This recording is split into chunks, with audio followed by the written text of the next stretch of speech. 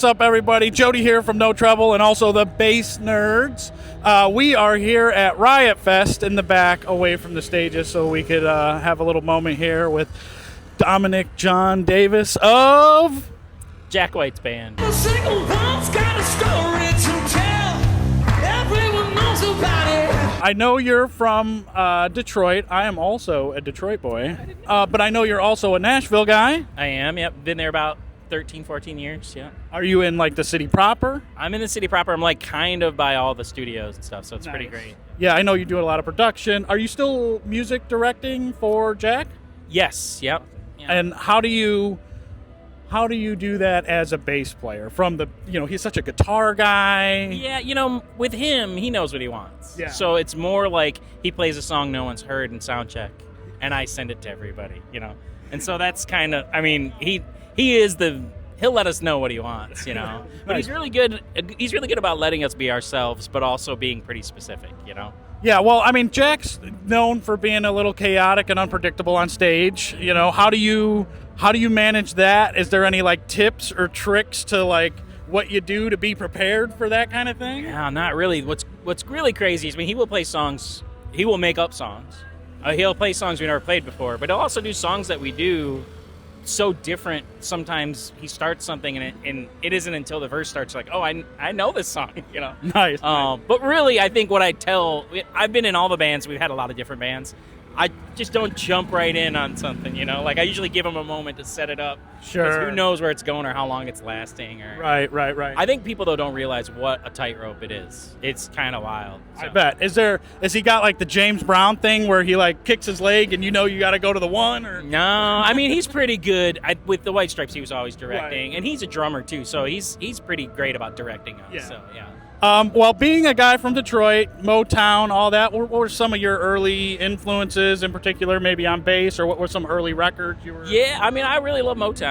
Yeah. Jamerson, everybody always says that, but I was way into Duck Dunn and that whole world too. When I was young, I saw with Jack actually saw Neil Young, and Booker T was backing him. Okay. But they played a set first. Okay. And so it was like, I was young enough, I was like, oh, it's the guy from the Blues Brothers, Okay. But it was wild to see him back Booker T and then play totally different backing Neil. Yeah. It was a real lesson while I was young. It's like, oh, this is how you could be a chameleon kind of. So. Very nice. Were your early days, were your parents exposing you to it? Were they musicians? No music at all in my house. They didn't have a radio till I bought one. Jack's family was musical, and I've known him that long. Right. That long. So his older brothers all played music, and his brother Ed, who he runs the pressing plant now. Okay. I had a guitar, it wouldn't stay in tune, and he got a bass and was like, Yeah. I think you're a bass player. Nice. Well, and Jack White, a lot of straight ahead kind of rock, loud stage. You're known for playing electric and upright. Yeah. Is there any tips or tricks for switching and keeping that still massive on stage without a ton of feedback and issues? For me, what I was lucky, I've been in Lansing for a long time. Yeah. And I had Monday night standing gig at the Green Doors Blues Bar in town. And about 10 years, every Monday, playing in a bar, a loud bar. Yeah. It really gets your sound together. You know what I mean? Yeah. It's just like actually doing it through a PA on a stage. Yeah. Really helped. Do you have any are there any go-to pedals that are helping you manage that at all? All I do in the upright, I have an EQ pedal, but I Yeah. play with gut strings, sheep and testing strings. Okay. So those feedback is a little less existent because of that. So, Okay. but it's a lot of bleeding. So I'll let it feedback, Yeah. find out where it is, and pull those frequencies out. So Okay. And then right now you're going to be playing Riot Fest here in a couple hours. What's your kind of setup? What are you playing? Bass, pedal, amp-wise? I have two basses, a 71 jazz bass. That's my number one. I bring everywhere with me, and I have a newer Telecaster bass. Okay. And that was a weird story because Jack's daughter played on a few songs. Okay. And she has a tele bass that's got two pickups. Okay. Fender put in a second pickup. So we used it a ton, and it's got more of an Entwistle, Chris Okay. Squire kind of thing going.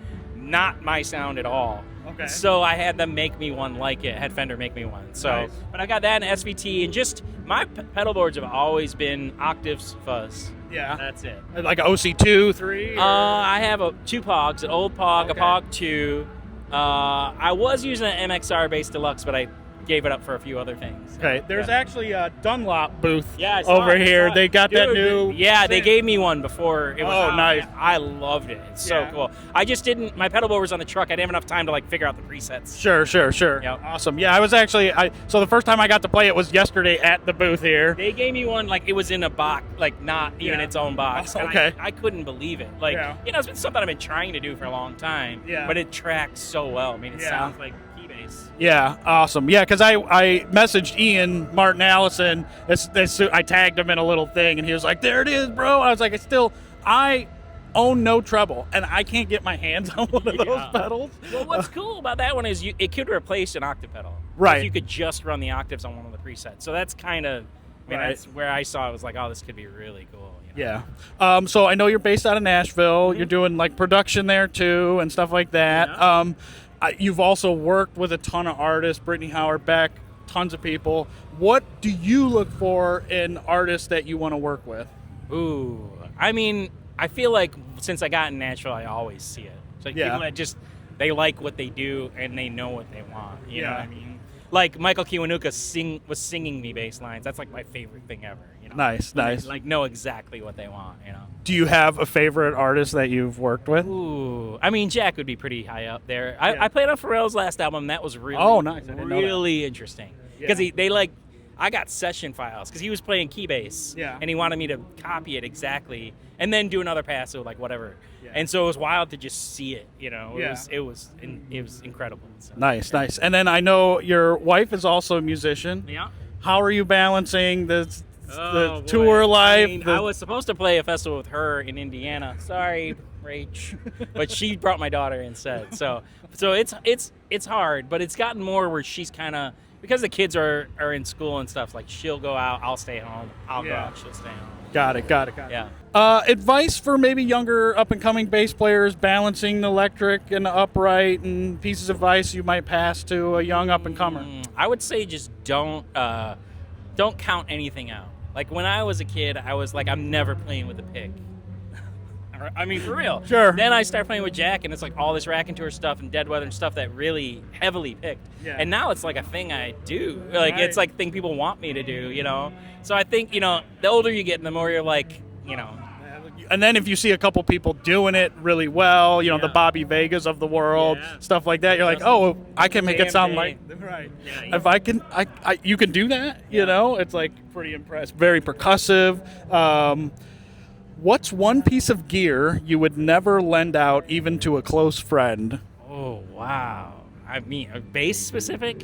Well, I mean, I 'Cause, guess it could would be anything. It would be my tape echo, probably. But Is it one of the old Roland tape no, echoes? I have a full tone tape. Oh, okay. Yeah. Yeah. I mean, that's pretty cool. But I think for bass, that OG Pog, the silver Pog, Yeah. it just does something no other Pog does. Yeah. So yeah.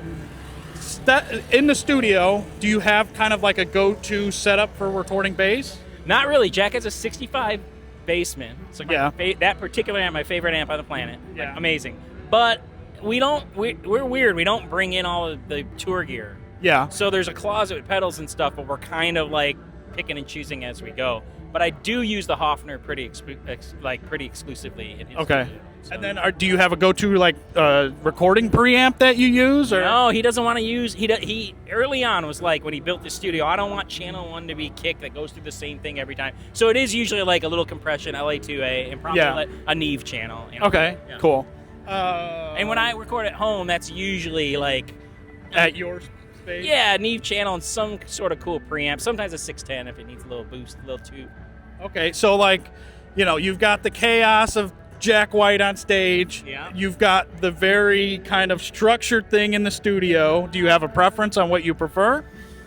Well, it's funny. I played with Jason Isbell a couple summers ago, and it wasn't the same set every night, but it was the same skeleton every night. And it was then that I was like, wow, there's something really honed about this. It's really cool, and it works. Yeah. So I kind of like them both, Okay. And I think maybe if I didn't know Jack as well as I do, it might be more intimidating than it is. But Sure. yeah, if he starts a surf rock tune, it's likely one we've played in high school. So Okay. Yeah.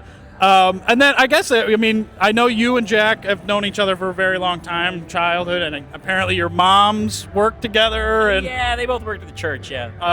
so, like, how did that friendship just Did you go to the same school? What We was went it? to the same school. We went to a Catholic school together. So it was like Little League and altar boys. Yeah. And then who got who into the music here? He played drums when I met him. Okay. And I had an acoustic guitar. I had a K guitar that was at the house, and I, was playing on it. Yeah. But he was like recording, like his bedroom was a studio, Yeah. Okay. This question comes from Ryan, who's behind the camera there. Is there a genre or style of music that you don't play very often, or you have yet to delve into that you really want to get into? Ooh, interesting. I don't I know. mean, Pharrell is like. I don't know if there's one I haven't played. Yeah. I love Cuban music, Okay. and I guess I haven't I play it at home. I've never played in an ensemble. I would love to do that. So maybe if you got some Cuban artists out there, Yeah. you know who to call. What we like to do in the bass nerds realm is to do some rapid fire bass questions All right. here. There are no wrong answers. First thing that comes to your head. Favorite fretboard material? Rosewood. Hard case or gig bag? Mono bag. Tube or solid state? Tube. 100%. Favorite tube head? SVT. Not for upright, though, I will say. What's your favorite upright? SVT. Solid state. Okay. What's your favorite speaker size that you like to use? I like 810. What's your kind of setup? What are you playing? Bass, pedal, amp-wise? I have two basses. A 71 jazz bass. That's like my number one. I bring everywhere with me. And I have a newer Telecaster bass. But I got that in SVT. And just my pedal boards have always been octaves fuzz. Yeah. That's it. Like OC2, 3? I have two Pogs, an old Pog, Okay. a Pog 2. I was using an MXR bass deluxe, but I gave it up for a few other things. Favorite effects pedal? Pog, I guess. Pog, okay. Is there a band or artist that you've never played with that you would love to sit in for a gig or an album that you have yet to play with? Yeah, there's a lot. Boy. I know you just saw Guar. Is it Guar? It was, and not Guar, I guess. The band is my band, yeah. But is there a piece of gear you have yet to get that you're really... I think I really need a Noble. What were some of your early influences? I really love Motown. Yeah. Jamerson, everybody always says that. But I was way into Duck Dunn and that whole world, too. When I was young, I saw, with Jack actually, saw Neil Young and Booker T was backing him. Okay. But they played a set first. Okay. And so it was like, I was young enough, I was like, oh, it's the guy from the Blues Brothers, Okay. But it was wild to see him back Booker T and then play totally different backing Neil. Yeah. It was a real, lesson while I was young. It's like, oh, this is how you could be a chameleon, kind of. You go to the grocery store, you got all your groceries in your cart, you go to your car, you unload the groceries, you've got an empty cart there. What happens with that cart? I'll take it back. Take it back? I'm a dad. I think it's like, I have to do that. Most underrated bass player, MCA. If somebody wants to follow what you're doing, obviously it's not hard to find what Jack White's got going Yeah. on, but you have your own Instagram and studio. Dominic John Davis.